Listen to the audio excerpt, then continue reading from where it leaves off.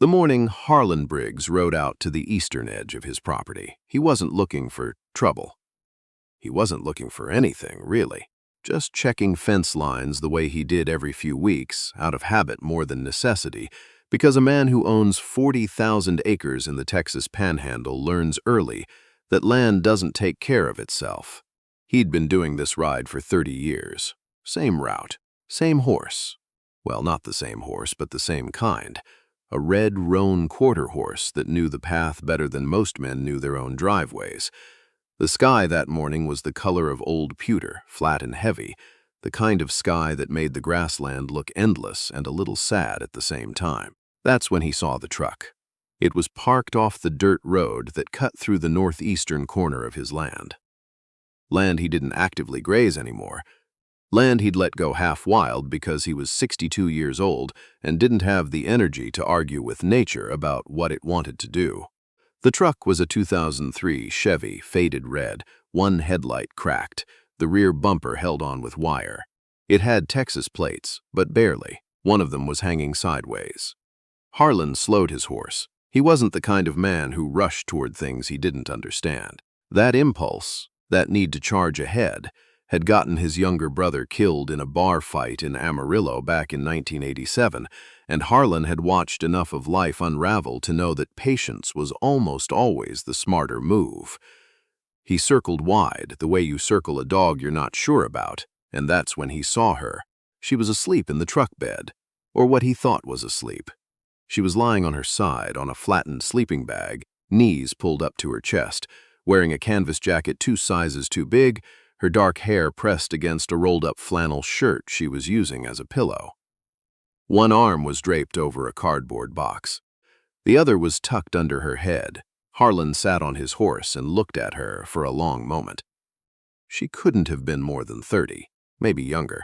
Her face was turned slightly away from him, toward the truck's cab, and even from where he was sitting, he could see the exhaustion in the way she was folded into herself. Not the relaxed sleep of someone comfortable, but the collapsed sleep of someone who hadn't slept in days and finally gave out. He thought about riding on. He told himself that later when people asked. He thought about riding on. It wasn't his business. People ended up in strange places for all kinds of reasons, and not all of them wanted to be found.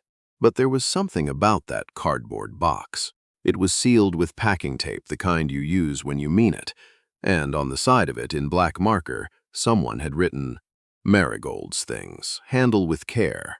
Harlan Briggs had buried a daughter. 22 years ago, a little girl named Beth who never made it past her 3rd birthday. He'd carried a box like that one, small, sealed, labeled in his wife's handwriting, down to the basement and hadn't opened it since. He got down off his horse. Her name was Ivy Callahan, and she was 28 years old, and when she woke up to find a tall, weathered man in a canvas duster standing at the side of her truck with his hat in his hand, she did what any sensible woman alone in the middle of nowhere would do. She grabbed the tire iron she kept next to the sleeping bag. "Whoa," Harlan said. He took a step back, hands up. I'm not here to bother you. This is my land you're parked on. I just came to see if you were all right." Ivy Callahan did not lower the tire iron. She sat up slowly, keeping her eyes on him, and in the thin morning light Harlan could see that she'd been crying at some point. Her eyes were swollen, the skin around them raw and pink. She was trying hard not to look like someone who had been crying. She wasn't doing a great job of it. "I'll move," she said. Her voice was rougher than he expected. "I didn't think anyone would be out here." "You don't have to move," Harlan said. And then, because it was true and he didn't know what else to say, "You don't look all right." She looked at him for a long moment. Then she looked at the horizon. The sky was starting to lighten in the east, that thin, cold yellow of early November. "I'm fine," she said. She was obviously not fine. There's a particular kind of stubborn that women get when they've been through something they haven't fully processed yet. Not anger exactly, not grief exactly, but a kind of wall they build around themselves, because if one more person asks them how they're doing, they might fall apart completely. Harlan had seen it in his wife after Beth died. He recognized it now. He put his hat back on. "You had breakfast?" he asked. She almost said no. He could see her weighing it. The pride against the hunger, the wariness against the cold. And the cold won because she hadn't eaten since the day before yesterday, and the temperature had dropped into the 30s overnight. She followed his truck back to the ranch house in her Chevy. Harlan drove slow, kept watching his rearview mirror, half expecting her to peel off onto a county road and disappear. She didn't. The ranch house was nothing fancy.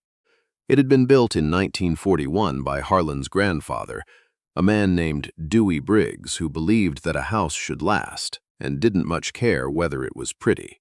The kitchen was large and warm and smelled like coffee, and the wood-burning stove that Harlan had never gotten rid of, even though his daughter-in-law said it was a fire hazard. Ivy Callahan sat down at the kitchen table and wrapped both hands around the mug Harlan set in front of her. She didn't say anything for a while. He didn't push. He made eggs. He toasted bread. He put butter and a jar of peach jam on the table because his neighbor Paulette brought him jam every fall, and he never ate it fast enough. He sat across from Ivy and ate his own breakfast and let the silence sit there between them, which is something a lot of people don't know how to do anymore. Eventually she said, "That box in the truck, you looked at it." It wasn't an accusation, it was just an observation. "I saw it," Harlan said. Her name was Marigold. Ivy wrapped her hands tighter around the mug. "My daughter, she was 2 years and 4 months old. She died 11 days ago." Harlan set down his fork. "I'm sorry," he said, and he meant it the way people mean it when they've lost someone too. Not as a social formula, but as something that comes from the chest. Ivy nodded. She was not going to cry. She had decided she was not going to cry, and she was holding to that the way you hold to a fence post in high wind. "Her father and we weren't together anymore. There was a custody arrangement. She was with him when it happened." She stopped. Started again. "Meningitis. It came on fast. By the time they knew what it was, there wasn't anything anyone could do." She looked at the peach jam. "He kept everything," she said. "Her room, her toys, her clothes. He said he needed them. His family said I should be grateful he wasn't pursuing legal action because I'd been—" She stopped again. "It doesn't matter. I got 1 box. I put what I could in it and I left." Harlan looked at the woman across his kitchen table. 28 years old, a dead child, a bad man, 1 box of what remained, sleeping in a truck bed on a cold November morning on a stranger's land.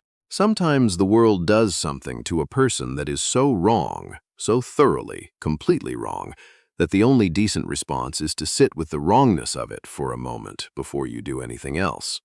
So that's what Harlan did. Her truck needed 3 things: a new battery, a tire with a slow leak that had gotten slow enough to be dangerous, and a repair to the brake line that Harlan's mechanic, a man named Coot Ferris who worked out of a shop in Pampa, said would have killed her within the next 100 miles. Harlan didn't tell her about the brake line until after Coot had fixed it. Ivy had been staying at the ranch for 4 days by then. She'd offered to leave that first morning. After breakfast, she'd stood up and started saying the things people say when they feel like they've taken too much. "I appreciate it. You've been very kind. I should get going." And Harlan had said, "You've got nowhere to be, do you?" She'd looked at him. "Nowhere specific," she admitted. "Then stay a few days. The bunkhouse has heat. It's not much, but it's dry." She'd stayed. She wasn't the kind of person who sat still. Within 24 hours, she'd reorganized his pantry, which had been a disaster since his housekeeper retired 18 months ago. Within 48, she'd fixed the hinge on the barn door that had been sticking since spring. She asked him on the 3rd morning if she could help exercise the horses, and when he said yes, she'd gone out to the paddock and spent 4 hours with them, in a way that told him she'd grown up around animals. He didn't ask questions. She told him things in pieces, the way people do when they're not sure yet how much they trust you. Her name was Ivy Callahan. She'd grown up in Lubbock. Her mother had died when she was 16, breast cancer, and after that it had just been Ivy and her father, Roy, who worked the oil fields and was gone more than he was home. She'd done 2 years of college in Canyon, animal husbandry, before money ran out. She'd worked on 3 different ranches over the years, worked hard, learned everything she could. She'd met Marigold's father. His name was Derek, and the way she said it made clear she had very specific feelings about him, at a rodeo outside of Lubbock when she was 24. He seemed like someone different than he was, she said on the 4th evening. They were sitting on the porch after dinner, the way they'd started doing. The stars over the panhandle were extraordinary, the kind of sky that reminded you that you were small. I think that's the only explanation I have for it. He was very good at seeming like someone different than he was. Harlan said nothing. The stars turned slowly overhead. His family has money, she said. The Voss family. You might know them. They've got a big operation up near Childress. Harlan knew the name. He said nothing.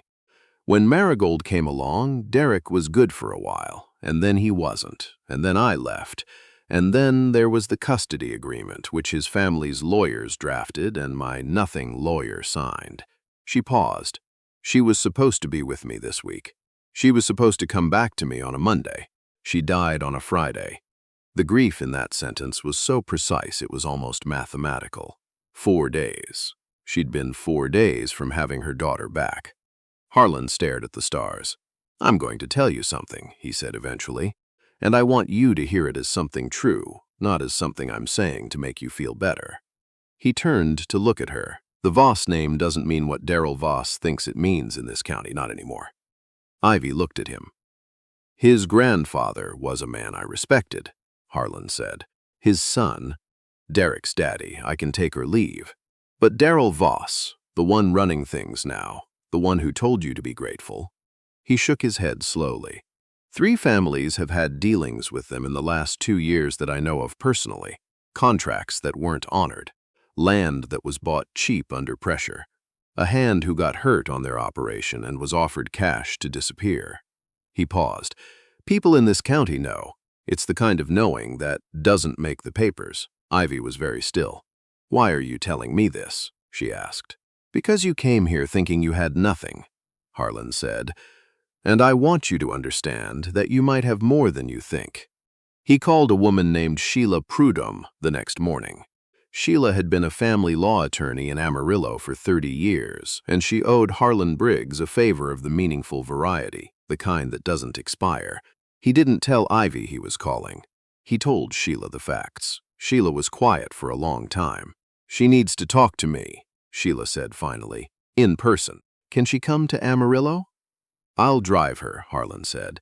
He told Ivy at breakfast. She put down her coffee cup and looked at him for a long moment. "You didn't have to do that," she said. "I know. This isn't. I can't pay for an attorney. Sheila owes me a favor." "It won't cost you anything, Harlan." She said his name carefully, the way someone says the name of a thing they're still figuring out the shape of. "Why are you doing this?" He thought about that. He thought about the box in the truck, and his daughter Beth, and the box in his own basement. He thought about what it means to be the kind of person who rides on when they see something wrong, versus the kind of person who gets down off the horse. "Because it's the right thing," he said. And then, because that felt incomplete. And because Marigold deserved someone fighting for her, even now. Ivy looked down at the table. Her jaw tightened. She held herself very carefully together. "Okay," she said. Sheila Prudhomme was a small, compact woman in her late 50s with silver hair and the polite, implacable manner of someone who had spent 3 decades in courtrooms and stopped being impressed by anything. She met them in her office on a Tuesday morning and listened to Ivy for 2 hours without interruption. Then she asked questions for another hour. Specific, probing, the kind that get to the truth faster than most people are comfortable with. Afterward, in the hallway, while Ivy was in the restroom, Sheila looked at Harlan. "You understand what she's been through," she said. It was not a question. "I do," he said. The custody agreement was unconscionable, drafted to favor the Voss family in every possible dimension. Her attorney should have caught 12 different things and caught none of them. Sheila paused. "Marigold is gone. We can't change that. But the box, the belongings, the photographs, the documentation of her daughter's life, Ivy has a legitimate claim to those. And there are other matters. She left it there." Harlan didn't ask her to elaborate. That was between Sheila and Ivy. What he would learn later. What Ivy would tell him, on another porch evening, another extraordinary sky, was that Sheila had found something in the custody agreement that the Voss family had hoped no one would look closely at. A provision, written in the particular language that lawyers use when they're trying to hide something in plain sight, that had effectively transferred certain rights regarding Marigold's medical decisions to the Voss family exclusively, which meant that on the Friday she'd been brought to the hospital, there were decisions made that Ivy was never informed of. Decisions that a mother should have been part of. Whether those decisions would have changed anything, no one could say. Medicine doesn't work in certainties, and grief is not a courtroom. But Ivy Callahan had the right to have been there. She had the right to have held her daughter's hand. She hadn't been told until it was over. Sheila Prudhomme filed 3 motions in the following 3 weeks. 2 of them resolved without going to court, because the Voss family lawyers, when faced with a 60-year-old woman who had seen everything they might try and was unimpressed by all of it, decided that settlement was preferable to discovery. The 3rd motion, regarding the belongings, the photographs, the documentation, took 6 weeks and ended with Derek Voss standing in a courthouse parking lot in Childress, watching a court officer supervise the loading of boxes into Ivy's Chevy. Harlan drove her there for that too. He stood by his truck and watched, because sometimes the right thing to do is simply to witness. To be present when justice, quiet and unglamorous and nothing like the movies, gets done. She left the ranch in February. The truck was running right by then. Coot had seen to that. And she'd saved enough from the wages. Harlan had started paying her in December. She'd refused charity. He'd offered work which was different, to have options again. Real options. Not just the open road in a Chevy with a slow tire and a failing brake line. The morning she left, she stood in the driveway and they shook hands the way people shake hands when they mean more than a handshake contains. "I don't know how to," she started. "You don't need to," he said. "I'm going back to Lubbock. My dad's not doing great. And there's a ranch outside of town, Pembroke operation. They need someone who knows horses." "That's a good ranch," Harlan said. He knew the Pembrokes. Good people. She nodded. She looked at the horizon, east, the direction she was heading, and he could see her doing what people do when they're about to leave a place that mattered to them. Memorizing it. She would have liked it here, Ivy said quietly. Marigold. She loved horses. She paused. She loved everything, actually. She was that kind of kid. There wasn't anything to say to that. So Harlan just nodded, because some things don't need a response as much as they need a witness. Ivy Callahan got in the truck. She drove down the long dirt road that cut through his land, the one she'd come in on that gray November morning, and at the end of it she turned east and was gone. People asked Harlan about her sometimes in the months that followed. His neighbor Cliff, Paulette, who brought more jam in the fall, and noticed that the pantry was organized in a way it hadn't been before. Even Coot Ferris, who had fixed the brake line and understood that it had mattered. What did he tell them? He told them what was true, that a young woman had needed help, and he'd been in a position to help. And that was all there was to it. But sometimes, when he rode out to the eastern corner in the mornings, the way he still did, out of habit, because a man who owns 40,000 acres learns early that the land doesn't take care of itself, he'd stop at the place where she'd parked and look at it for a moment. He thought about the box, Marigold's things, handle with care. He thought about a little girl who had loved horses and loved everything, who was that kind of kid. He thought about what it costs a person to survive the unsurvivable, and what it means when someone else refuses to look away. Not everyone would have gotten down off the horse. Harlan Briggs was glad he did.